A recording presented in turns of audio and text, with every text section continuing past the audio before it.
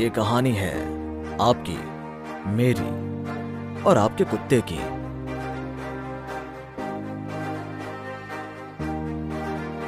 ज्यादा अरसा नहीं हुआ जब कुत्ते नहीं थे, उनका वजूद ही नहीं था। अब तो कुत्ते बड़े भी होते हैं, छोटे भी, चिपट कर बैठने वाले, रखवाले और शिकारी भी। जिस तरह का कुत्ता आपको चाहिए मिलेगा। मगर ये हुआ कैसे? सवाल सिर्फ कुत्तों का नहीं है। इतनी तरह के जीव क्यों हैं हमारे इस छोटे से ग्रह पर? तितलियां, वेल्स, सी हॉर्सेस, पेड़, कछुए और हम। पृथ्वी पर एक ही तरह का जीवन क्यों नहीं है? आखिर कहां से अलग अलग किस्म के इतने जीव आए हैं? इसका जवाब है बदलाव करने वाली वो ताकत जो सुनने में किसी परिकथा की तरह लगती है, मगर हकीकत यही है।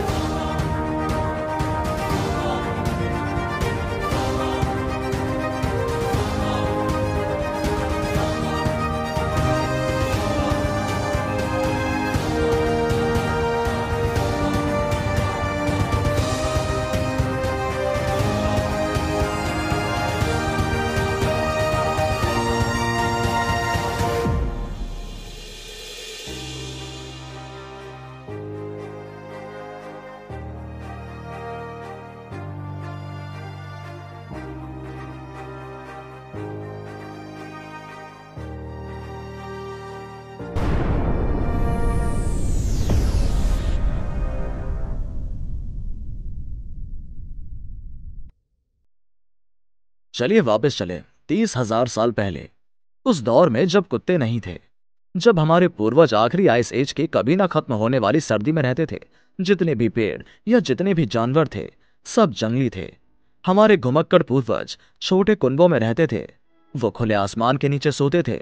आसमान में ही उनकी कहानियां, कैलेंडर और जिंदा रहने के कायदे लिखे होते थे। आसमान ही उन्हें बताता था कि कब कड़ाके की सर्दी आएंगी, जंगली अनाज पककर तैयार होगा और कैरिबू या बाइसन के झुंड पास से गुजरेंगे। वो जो भी खाते या पहनते थे, सब शिकार या जंगल से चुनकर लाते थे। और जिन जगहों पर भरपूर खाना होता था, वहां वो ज्यादा देर रुके रहते थे। उनके लिए घर का मतलब था ये पूरी पृथ्वी।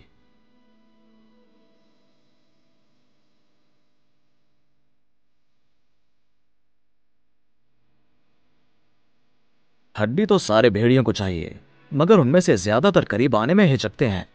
वो डरते हैं क्योंकि उनके खून में स्ट्रेस हार्मोन ज्यादा होता है।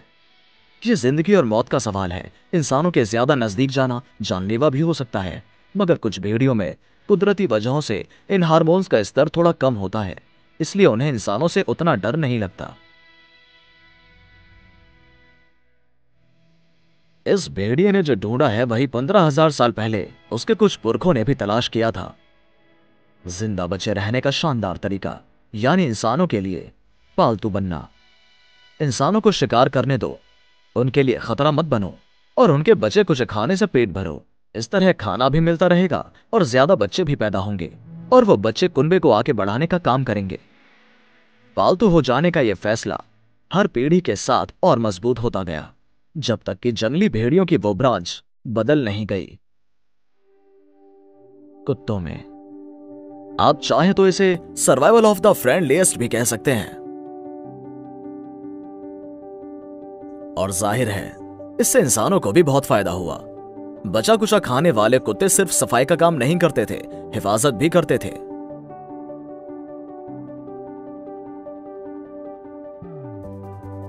इन दो प्रजातियों की दोस्ती वक्त के साथ आगे बढ़ती रही और इस बीच कुत्तों का रंग रूप भी बदला।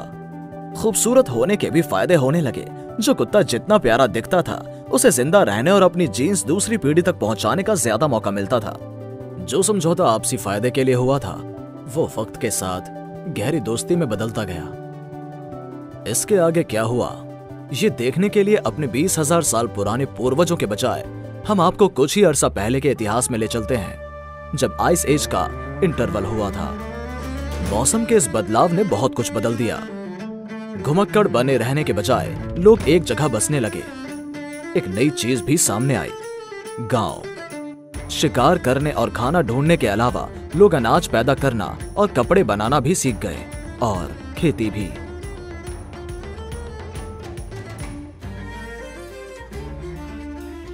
खाने का इंतजाम होता रहे इसके लिए भेड़ियों ने अपनी आजादी छोड़ दी।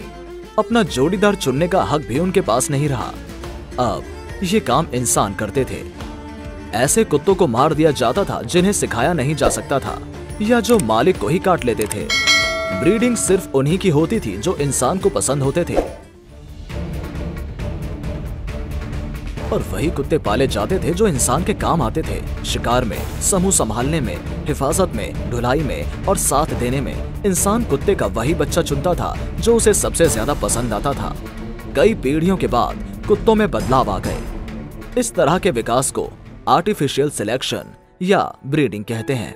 भेड़ियों को कुत्तों में बदलकर हम इंसानों ने पहली बार विकास का काम अपने हाथों में लिया था, और तभी से हम अपनी जरूरत के पेड़ पौधों और जानवरों के साथ ऐसा ही करते आ रहे हैं।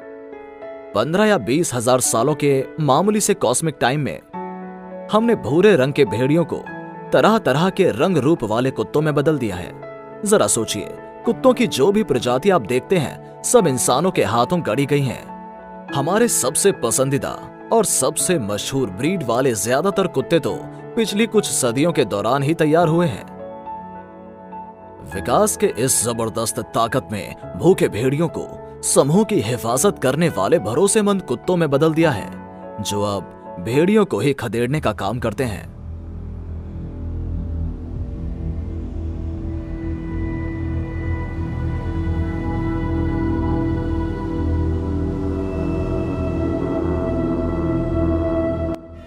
आर्टिफिशियल सिलेक्शन ने भेड़ियों को कुत्तों में और जंगली घासों को गेहूं और मक्के में बदल दिया।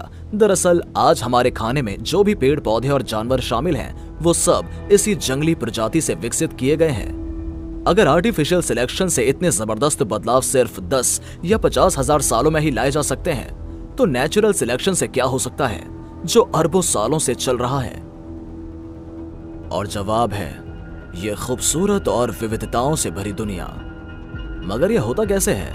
हमारा शिप ऑफ इमेजिनेशन हमें स्पेस और टाइम में कहीं भी ले जा सकता है, उन छिपे हुए माइक्रोकॉस्मोस तक भी, जहां एक तरह की जिंदगी दूसरे में बदल सकती है। आइए मेरे साथ।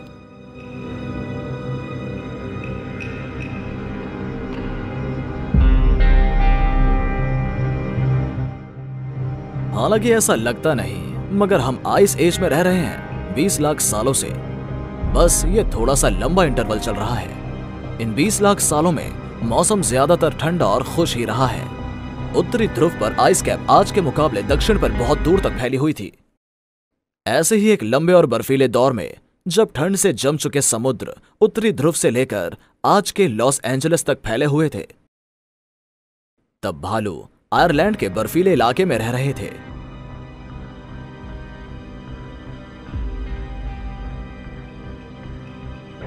दिखने में यह मादा भालू किसी आम भालू जैसी ही है, मगर इसके अंदर कुछ बहुत ही अलग हो रहा है, कुछ ऐसा जो नई प्रजाति को जन्म देगा। इसे देखने के लिए हमें एक बहुत छोटी स्केल पर नीचे की ओर जाना पड़ेगा, सेल्यूलर लेवल पर, ताकि हम भालुओं के रिप्रोडक्टिव सिस्टम की पड़ताल कर सकें।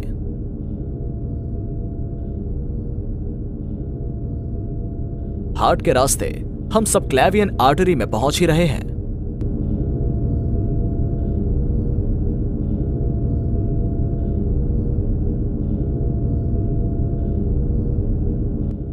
मंजिल करीब ही है।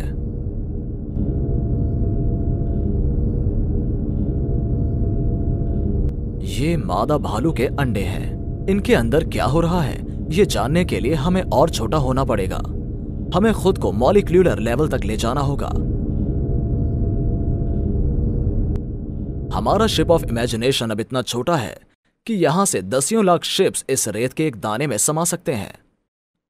गिर्डर्स पर कलाबाजियां दिखाते गोले नजर आ रहे हैं आपको? ये प्रोटीन है जिन्हें किनेसिन कहा जाता है। ये किनेसिन असल में ट्रांसपोर्ट का काम संभालते हैं और कोशिकाओं के आसपास माल ढुलाई कर रहे हैं। कितने अजीब दिख रहे हैं ना ये? मगर सच तो ये है कि ये और इनसे मिलती जुलती दूसरी संरचनाएं हर जिंदा सेल में होती हैं, उनमें भी जो आपके अंदर है। अगर जिंदगी का कोई एक केंद्र है तो वो यहां न्यूक्लियस में है, जिसमें हमारे डीएनए होते हैं, हमारे जेनेटिक कोड की बहुत पुरानी इबारत, और ये उस भाषा में लिखी है जिसे तमाम जिंदगियां पढ़ सकती हैं।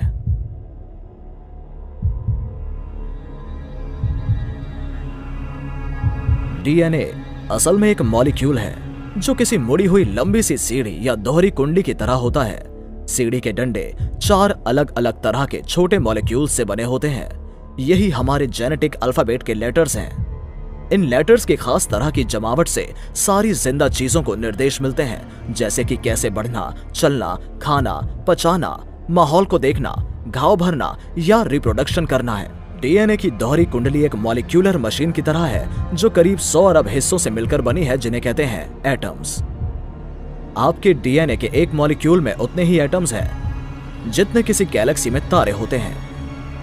यही कहानी कुत्तों की भी है, और भालुओं की भी, और हर जीती जागती चीज की।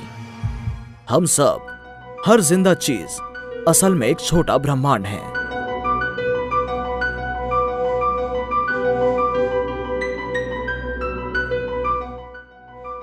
डीएनए मैसेज बहुत ही हिफाजत के साथ कॉपी करके एक सेल से दूसरे सेल और एक पीढ़ी से दूसरी पीढ़ी तक पहुंचाए जाते हैं।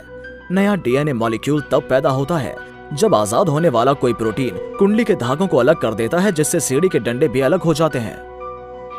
न्यूक्लियस के अंदर के लिक्विड में जेनेटिक कोड वाले ये मॉलिक्यूलर लेटर्स तैरते रहते हैं।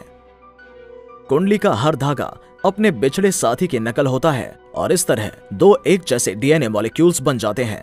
जीन्स का रिप्रोडक्शन इसी तरह होता है और वो एक पीढ़ी से दूसरी पीढ़ी तक पहुंचते हैं। जब किसी जिंदा सेल का बंटवारा होता है तो दोनों हिस्सों को डीएनए की एक कॉपी मिलती है। एक खास किस्म का प्रोटीन प्रूफ रीडिंग करता है ताकि सिर्फ सही लेटर्स का ही चुनाव हो, जिससे डीएनए की कॉपी में कोई गड़बड़ ना हो।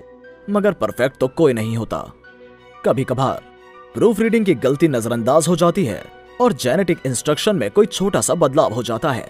भालू के अंडे की कोशिकाओं में एक ऐसा ही बदलाव हुआ है। इस मामूली सी घटना का अंजाम बहुत बड़े पैमाने पर उभर कर आता है। उस बदलाव की वजह से उन जीन्स में फर्क आ गया जो फर का रंग तय करते हैं। इससे भालू के बच्चों की फर में गहरे रंग के प्रोडक्शन पर असर पड़ेगा। ऐसे ज्यादातर बदलावों से नुकसान नहीं होता, पर कुछ जानलेवा भी होते हैं। मगर कुछ बदलाव किस्मत से ऐसे होते हैं जो किसी जीव को कंपटीशन में दूसरे से आगे कर सकते हैं। 1 साल बीत चुका है। हमारी मादा भालू मां बन चुकी है और उस जेनेटिक बदलाव की वजह से उसके 2 में से एक बच्चा सफेद फर के साथ पैदा हुआ है।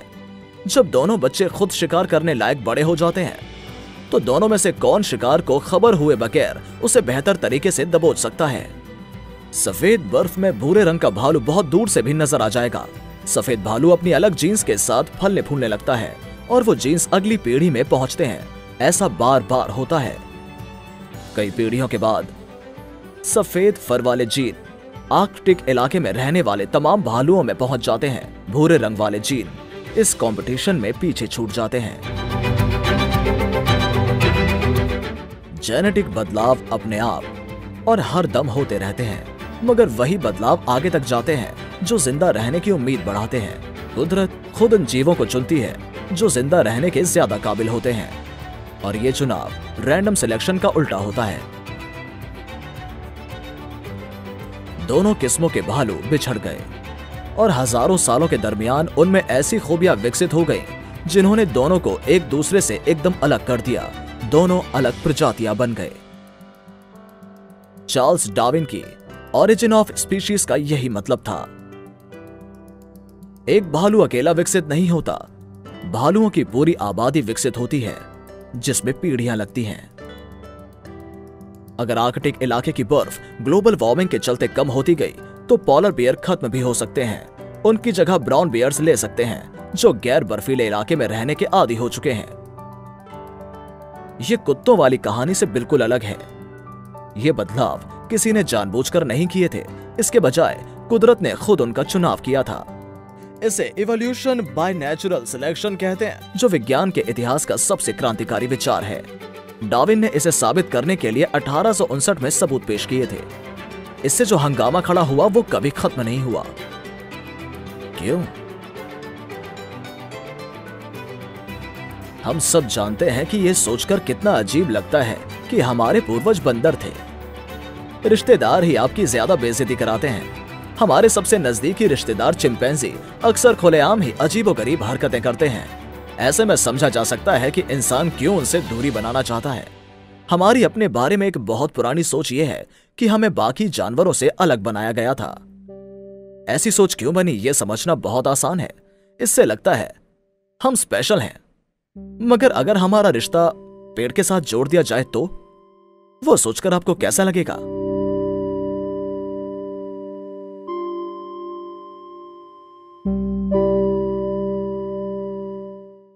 चलिए, ये ओक के पेड़ के डीएनए का एक हिस्सा है। समझ लीजिए ये एक बारकोड है। इस कोड में लिखी जिंदगी की इमारत पेड़ को बताती है कि शुगर को कैसे मेटाबोलाइज करना है। अब इसकी तुलना मेरे अपने डीएनए के उसी हिस्से से करते हैं।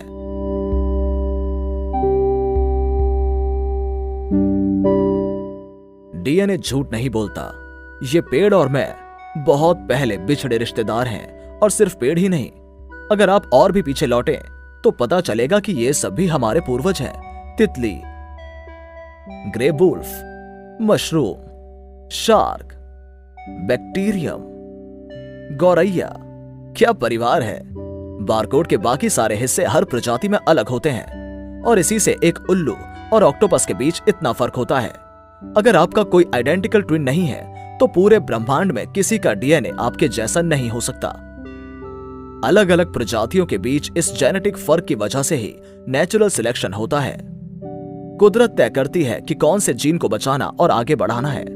जहां तक जिंदगी के सबसे आसान कामों के जेनेटिक इंस्ट्रक्शन का सवाल है, जैसे कि शुगर को पचाना, तो इनमें हम और तमाम प्रजातियां एकदम एक जैसी हैं। ऐसा इसलिए क्योंकि ये काम जिंदा रहने के लिए इतना जरूरी है कि वो तभी शुरू हो गए थे जब ये सारी जिंदगियां एक दूसरे से अलग अलग नहीं हुई थी।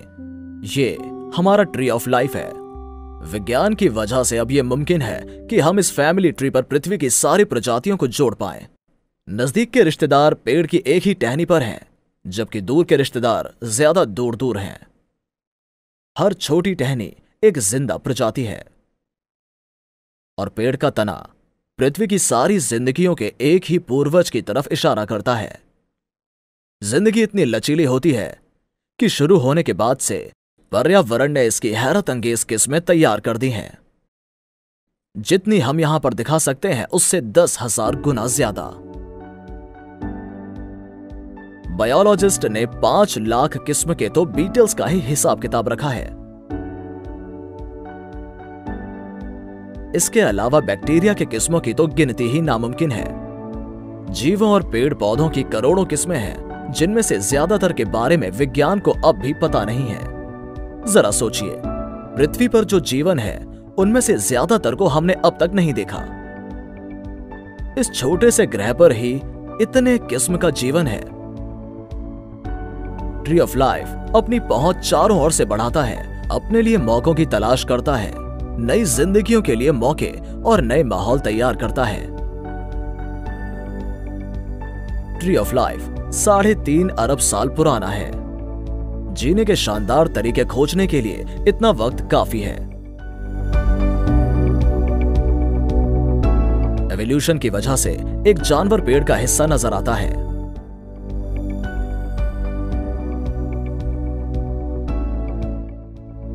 हजारों पीढ़ियों के बाद उनका रंग रूप ऐसा हो गया है कि खाने की तलाश में निकले शिकारी की उन पर नजर ही नहीं पड़ती। या ये पौधों को जानवरों जैसा बना सकता है और उनमें ऐसी कलियां खिला सकता है जो ततैया जैसी दिखती हैं। ऑर्किड इस तरह असली ततैये को बेवकूफ बनाकर उससे पॉलिनेशन करा लेते हैं। ये नेचुरल सिलेक्शन की भेष बदलने की जबरदस्त ताकत के नमूने हैं।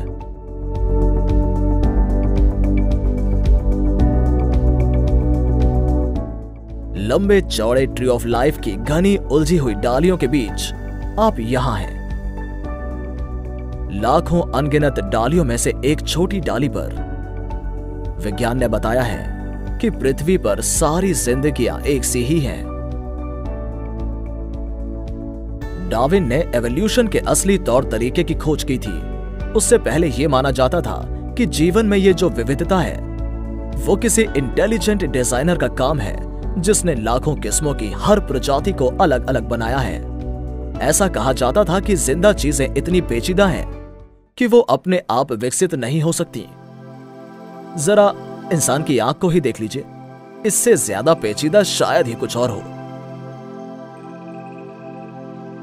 इसमें cornea, iris, lens, retina, optic nerves और मसल्स होती हैं। तस्वीरों का मतलब समझाने वाले दिमाग के लंबे चौड़े न्यूरल नेटवर्क की तो बात ही छोड़िए। इससे ज्यादा पेचीदा मशीन इंसान भी अब तक नहीं बना पाया है। इसलिए यह माना जाता था कि इंसान की आंख अपने आप विकसित नहीं हो सकती। यह सच है या नहीं, जानने के लिए हमें समय के पार उस दुनिया में जाना होगा जब देखने वाली आंख ही नहीं होती।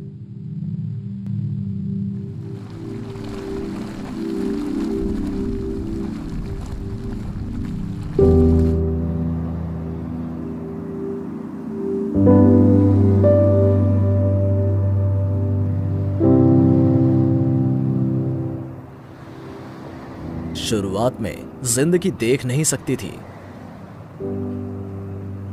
4 अरब साल पहले हमारी दुनिया ऐसी दिखती थी। उस वक्त आंखें किसी के पास नहीं थी। इसी तरह करोड़ों साल गुजर गए और फिर एक दिन एक बैक्टीरियम का डीएनए कॉपी होते समय एक मामूली सी गलती हो गई। अपने आप हुए इस बदलाव से उस माइक्रोब के अंदर ऐसा प्रोटीन मॉलिक्यूल बन गया जो सूर्य की रोशनी को सोख सकता था। जानते हैं लाइट सेंसिटिव बैक्टीरियम को दुनिया कैसे दिखती थी? अपनी स्क्रीन के दाहिने ओर देखिए। खुद होने वाले जेनेटिक बदलावों का सिलसिला चलता रहा, जैसे कि हर जीती जागती चीज में होता है। एक और जेनेटिक बदलाव के बाद डार्क बैक्टीरियम तेज रोशनी से बचने लगे। यह सब क्या हो रहा था? रात और दिन। जिन बैक्टीरिया को रोशनी और अंधेरे का फर्क मालूम हो गया था, उन्हें दूसरों से ज्यादा फायदा था। मगर क्यों? क्योंकि दिन में तेज अल्ट्रावायलेट रोशनी डीएनए को नुकसान पहुंचा सकती थी।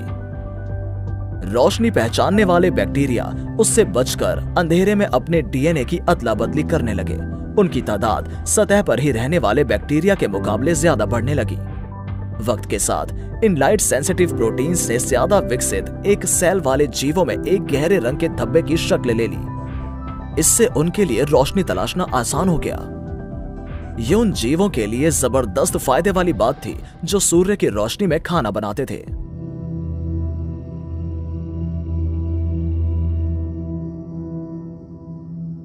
एक फ्लैट वॉर्म्स को अपनी आंख से ऐसा नजर आता था। कई सेल वाले इस जीव में गहरे रंग का धब्बा एक गड्ढे में बदल गया।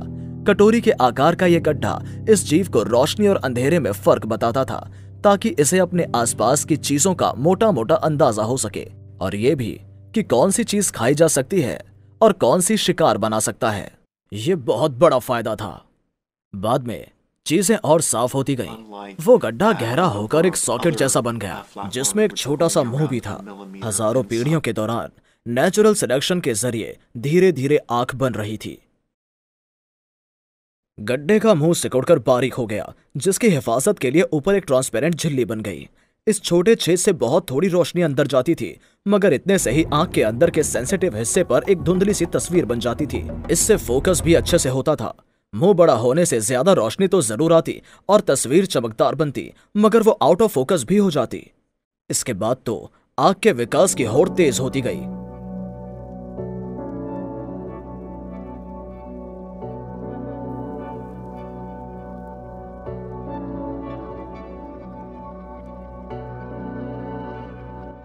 जिंदा बचे रहने के लिए मुकाबला तो था ही, मगर फिर आंख में शानदार खूबी और जुड़ गई।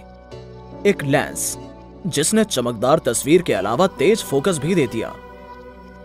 शुरुआती दौर की मछली की आंखों के ऊपर ट्रांसपेरेंट जेल ने लेंस की शक्ल ले ली। इसके साथ ही उसका मुंह बड़ा भी हो गया, जिससे ज्यादा रोशनी अंदर आ सकती थी। मछली को अब दूर और पास की चीजें हाई डेफिनेशन में नजर आने लगी। और फिर एक बड़ी गड़बड़ हो गई। आपने कभी गौर किया कि ग्लास में भरे पानी में डली स्ट्रॉ पानी की सतह पर मुड़ी हुई क्यों दिखती है? ऐसा इसलिए होता है क्योंकि एक माध्यम से दूसरे में, जैसे कि पानी से हवा में जाने पर रोशनी मुड़ जाती है। असल में हमारी आंखें पानी के अंदर देखने के लिए बनी थीं। आंखों के अंदर मौजूद फ्लूइड रोशनी के मुड़ने के इस असर को सफाई से खत्म कर देता था। मगर जमीन पर रहने वाले जानवरों की आंखों में अब भी पानी है। और उनके लिए रोशनी सीधे हवा से होकर पहुंचती है। इससे रोशनी मुड़ जाती है, जिससे देखने में कई मुश्किलें होती हैं। जब जमीन और पानी दोनों में रहने वाले हमारे पूर्वज जमीन पर बसे, तब भी उनकी आंखें पानी के अंदर देखने के लिए ही बनी हुई थी, जिससे हवा में देखना मुश्किल था। हमारी नजर अब तक बहुत अच्छी नहीं हो पाई है। भले ही हम अपनी आंखों को स्टेट ऑफ द आर्ट मानते हो, मगर 37.5 करोड़ साल बाद भी ना तो हम अपनी नाक के सामने आई चीजें देख पाते हैं और ना ही अंधेरे में साफ साफ देख पाते हैं, जैसे कि मछली देख लेती है। जब हम पानी से बाहर आए थे तो कुदरत ने फिर शुरुआत करके हमें ऐसी आंखें क्यों नहीं दी जो हवा में देखने के लिए बनी हो। कुदरत ऐसे काम नहीं करती। मौजूदा चीजें कई पीढ़ियों के विकास के बाद बदलती हैं, और वो भी छोटे छोटे बदलावों के जरिए। ऐसा नहीं कि ड्राइंग बोर्ड पर सब मिटाकर नए सिरे से लिखना शुरू कर दें। आंखों का विकास चाहे जिस दौर में रहा हो, उनकी वजह से जिंदा बचे रहने में बहुत मदद मिली। आज जितने भी जीव मौजूद हैं, उनकी आंखों में विकास के ये सारे दौर नजर आ जाते हैं, और वो सब काम करती हैं। इंसान की आंखें चाहे जितनी पेचीदा हो, वो एवोल्यूशन बाय नेचुरल सिलेक्शन के लिए कोई चुनौती पेश नहीं करती। दरअसल एवोल्यूशन के बगैर आंखों और बायोलॉजी का कोई मतलब नहीं है। कुछ लोगों को एवोल्यूशन सिर्फ एक थ्योरी लगती है, मानो सिर्फ एक अलग नजरिया हो।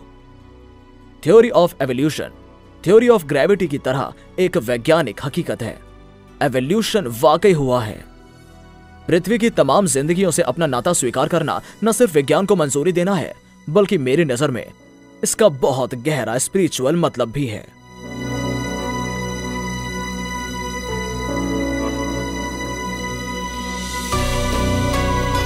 जो कि एवोल्यूशन अंधा होता है, इसलिए यह बड़े हादसों का ना अंदाजा लगा पाता है, ना उनको मंजूर कर पाता है।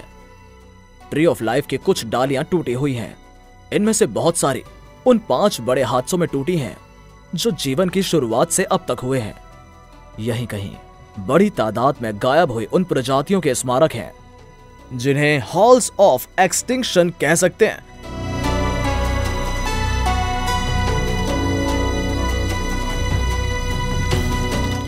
आइए मेरे साथ हॉल्स ऑफ एक्सटिंक्शन में आपका स्वागत है। ट्री ऑफ लाइफ से टूटी डालियों का स्मारक है।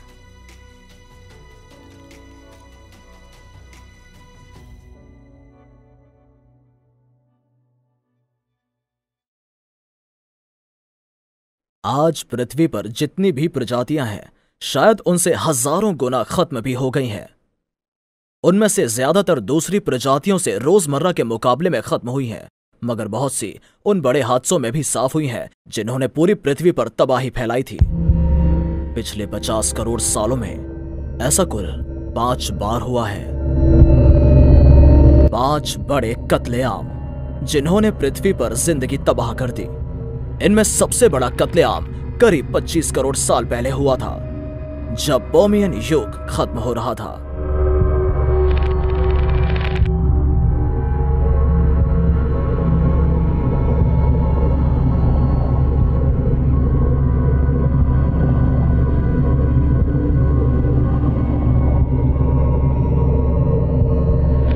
ट्राइलोबाइट्स ढाल वाले ऐसे जानवर थे जो समुद्र की तली में बड़े झुंड बनाकर शिकार करते थे।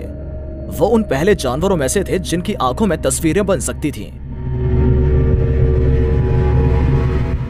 ट्राइलोबाइट्स लंबे अरसे तक जिंदा रहे, करीब 27 करोड़ साल तक। पृथ्वी पर कभी ट्राइलोबाइट्स का ही राज था, मगर अब उनका वजूद ही मिट चुका है। उनके अलावा अनगिनत दूसरी प्रजातियां भी जिंदगी की रेस में पूरी तरह साफ हो गईं, क्योंकि एक बहुत ही जबरदस्त हादसा हुआ था।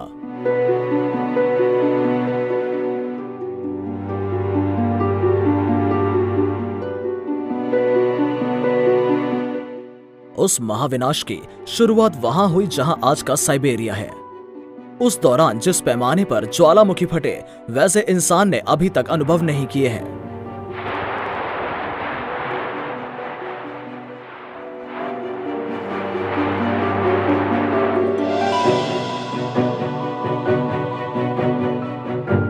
उस वक्त पृथ्वी बहुत अलग थी। यहां एक ही बड़ा महाद्वीप था और एक ही बड़ा समुद्र था।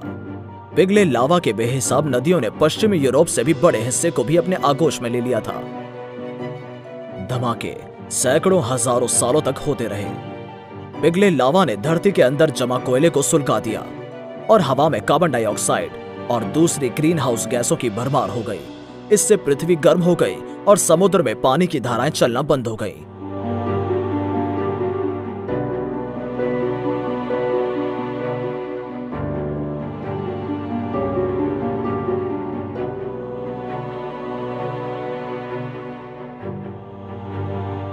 इससे जहरीले बैक्टीरिया तो पनपे, मगर समुद्र में और सब खत्म हो गया।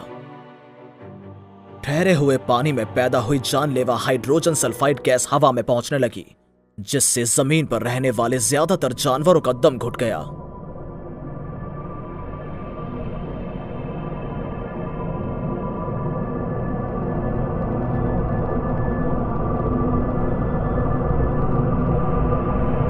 पृथ्वी की 90% प्रजातियां खत्म हो गई थीं।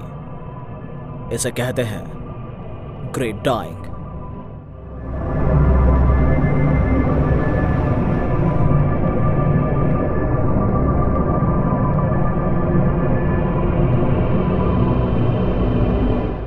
पृथ्वी पर जिंदगी का तकरीबन पूरी तरह सफाया हो गया था और इससे उभरने में 1 करोड़ से भी ज्यादा साल लग गए। मगर धीरे धीरे नई तरह की जिंदगी ने पर्मियन युग के कत्लेआम से हुई खाली जगह को भर दिया।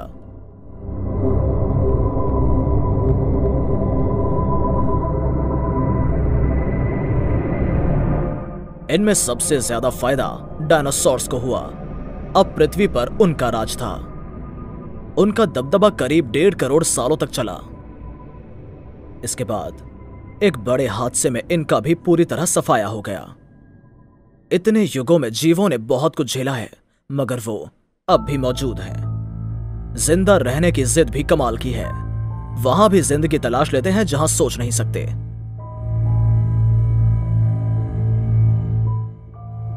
बिना नाम वाला वो कॉरिडोर, वो किसी और दिन के लिए।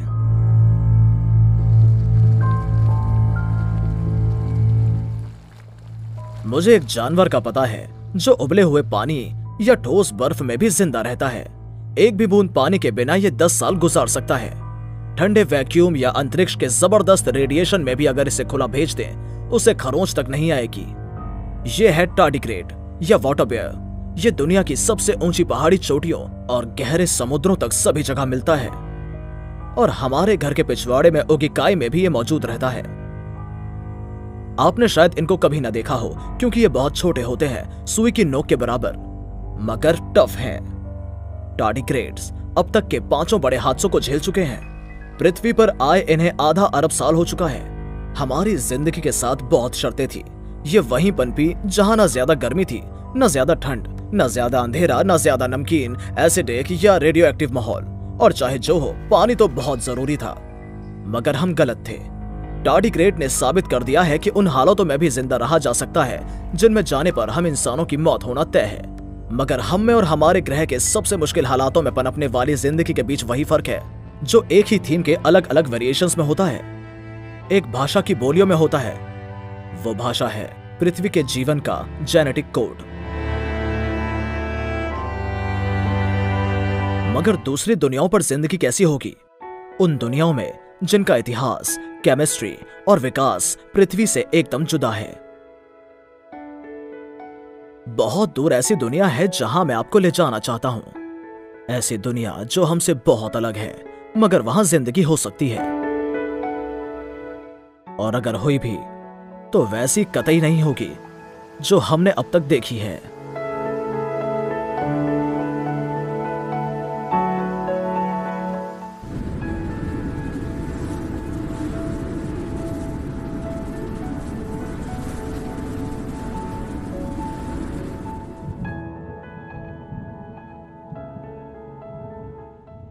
बादलों और धुंध से टाइटन यानी शनि की बड़ी सतह पूरी तरह से ढकी रहती है। टाइटन से मुझे अपनापन सा महसूस होता है। पृथ्वी की तरह यहां भी एटमॉस्फेयर है जिसमें ज्यादातर नाइट्रोजन है, मगर 4 गुना ज्यादा घना। टाइटन की हवा में ऑक्सीजन बिल्कुल भी नहीं है और यह पृथ्वी से बहुत ज्यादा ठंडा है, मगर फिर भी मैं वहां जाना चाहता हूं।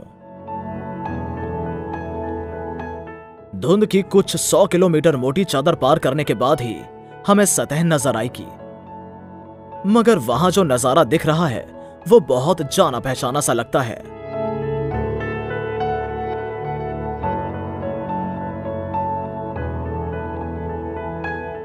पृथ्वी के अलावा सौर मंडल में सिर्फ टाइटन पर ही बारिश होती है।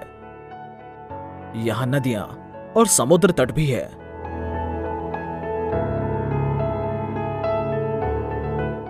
टाइटन पर सैकड़ों झीलें हैं। उनमें से एक तो उत्तर अमेरिका के लेक सुपेरियर से भी बड़ी है। नदियों से भाप ऊपर उठती है और घनी होकर बारिश की शक्ल में बरसती है।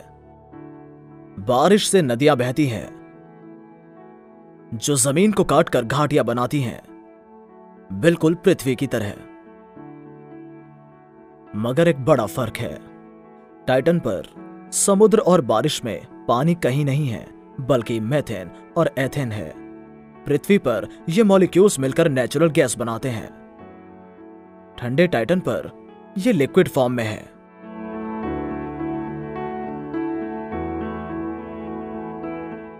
टाइटन पर काफी सारा पानी भी है, मगर वो जमकर पत्थर की तरह सख्त हो गया है।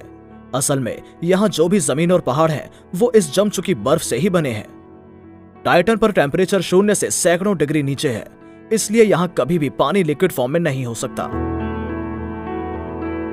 कार्ल सैगन के बाद से ही एस्ट्रोबायोलॉजिस्ट को लगने लगा है कि टाइटन की हाइड्रोकार्बन झीलों में जिंदगी भी हो सकती है। इस जिंदगी का केमिकल बेस बिल्कुल भी वैसा नहीं होगा जैसा कि हम अब तक जानते हैं। पृथ्वी पर जो जिंदगी है वो तरल पानी पर निर्भर है। टाइटन की सतह पर वो है ही नहीं। मगर दूसरी तरह की जिंदगी की कल्पना कर सकते हैं। हो सकता है वहां ऐसे जीव हों जो सांस में हाइड्रोजन लेते हों, ऑक्सीजन नहीं, और मीथेन छोड़ते हों बजाय कार्बन डाइऑक्साइड के।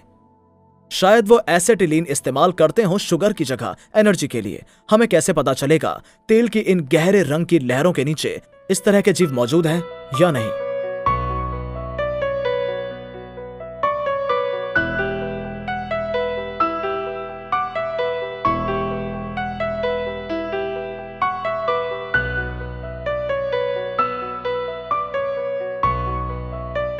हम इस वक्त क्रैकन सी में डाइव लगा रहे हैं, जिसका नाम पौराणिक नॉर्स सी मॉन्स्टर्स के नाम से रखा गया है।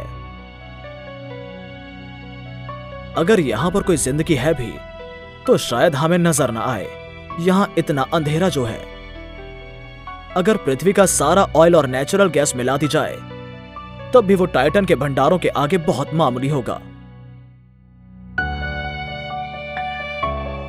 चलिए थोड़ी रोशनी करते हैं।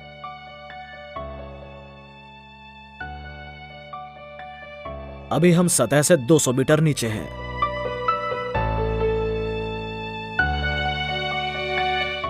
आपको कुछ नजर आया? वहां उस छेद के पास। हो सकता है कि यह मेरी कल्पना हो। यह सही है या गलत, पता करने के लिए हम फिर कभी यहां आएंगे। बस एक आखिरी कहानी है जो मैं आपको सुनाना चाहता हूं, और यह अब तक की सबसे बड़ी कहानी है जो विज्ञान ने हमें बताई है। यह हमारी दुनिया में जिंदगी की कहानी है।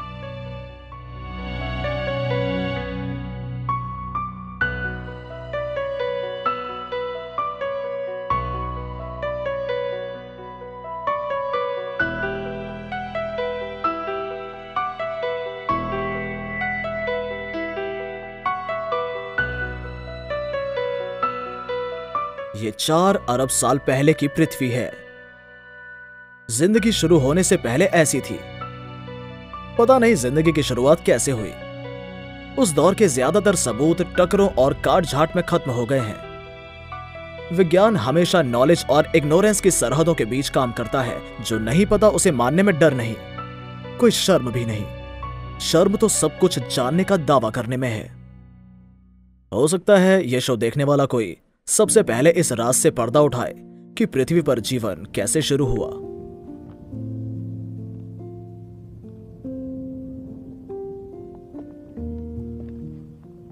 जिंदा माइक्रोब से मिले सबूत बताते हैं कि उनके शुरुआती पूर्वज को तेज टेम्परेचर पसंद था। शायद पृथ्वी पर जीवन ज्वालामुखी के आसपास भरे गर्म पानी में शुरू हुआ हो।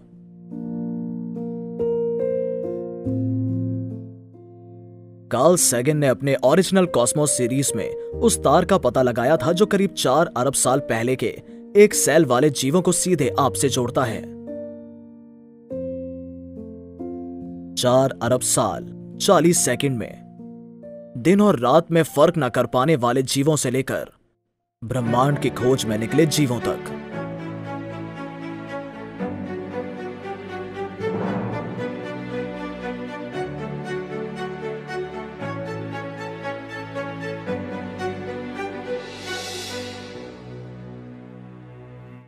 ये वो चीजें हैं जो मॉलिक्यूल्स तैयार कर सकते हैं अगर उन्हें 4 अरब साल का वक्त दिया जाए।